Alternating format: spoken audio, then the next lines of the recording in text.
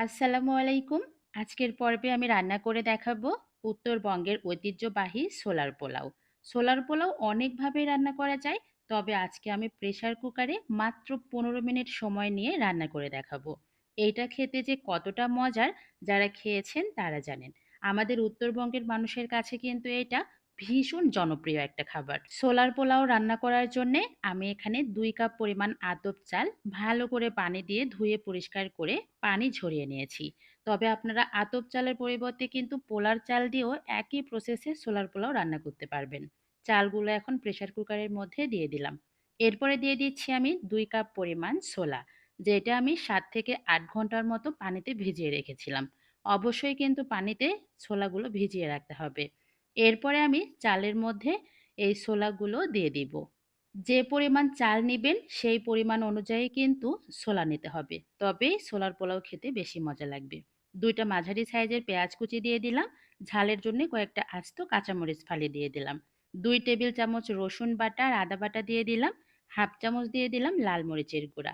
স্বাদমতো লবণ দিয়েছি আর ১/২ চামচ করে দিয়ে দিয়েছি ধনিয়া গুঁড়া আর জিরে গুঁড়া। লাস্টে পরিমাণ মতো সয়াবিন তেল দিচ্ছি। তবে আপনারা সয়াবিন তেলের পরিবর্তে সরিষার তেলটাও ব্যবহার করতে পারবেন। সবকিছু এখন হাত দিয়ে ভালো করে মাখিয়ে নিতে হবে। যেহেতু আমি হাতে মেখে প্রেসার কুকারে ছোলার পোলাও রান্না করব, তাই খুব ভালো করে ৩ থেকে ৪ মিনিটের মতো হাতে মাখিয়ে নিলাম। এরপরে পানি দিয়ে দিব। নরমাল তাপমাত্রার পানি, আমি এখানে যে পরিমাণ ছোলার চাল ব্যবহার করেছি তার ডাবল কিন্তু পানি ব্যবহার করেছি। চাল আর ছোলার পরিমাণ অনুযায়ী ডাবল পানি ব্যবহার করবেন। সবকিছু ভালো করে নেড়েচেড়ে মিশিয়ে ঢাকনা দিয়ে ঢেকে গুনে গুনে ৩টা সিটি দিয়ে নিব। ৩টা সিটির কম বা বেশি দেওয়ার প্রয়োজন নাই। গুনে গুনে ৩টা সিটি দিয়ে নিলেই কিন্তু খুব সহজেই আর খুব তাড়াতাড়ি ছোলার পোলাও রেডি হয়ে যাবে। মোটামুটি ১০ থেকে ১৫ মিনিটের মধ্যেই কিন্তু এই মজাদার রেসিপিটি তৈরি হয়ে যায়। এটা খেতে যে কতটা মজার, যারা খেয়েছেন তারা জানেন। আর যারা কখনো খান নাই, অবশ্যই একদিন এভাবে রান্না করে দেখবেন। এটা রান্না করা যেমন সহজ, খেতেও ভীষণ মজার। আমি একটু পরিবেশন করে আপনাদেরকে দেখাচ্ছি এটা দেখতে কতটা লোভনীয় লাগছে।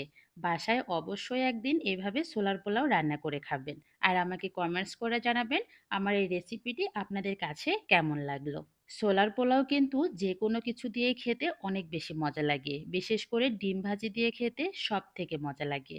তো সবাই ভালো থাকবেন। আমার ভিডিওটি যদি ভালো লেগে থাকে অবশ্যই একটা কমেন্টস করবেন। আল্লাহ হাফেজ।